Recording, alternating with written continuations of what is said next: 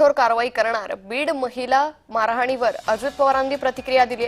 बीड मुख्यमंत्र्यांच्या हातून गेलंय तर असं खासदार संजय राऊत म्हणाले. सिंधुदुर्गातही दिवसाढवळ्या हत्या आणि अपहरण होत असल्याचं राऊतांनी म्हटलंय.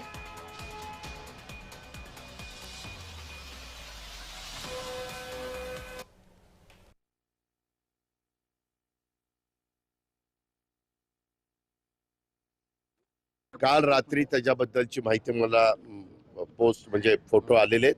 मी त्याच्या संदर्भामध्ये एसपी आणि कलेक्टरला सूचना दिलेल्या आहेत.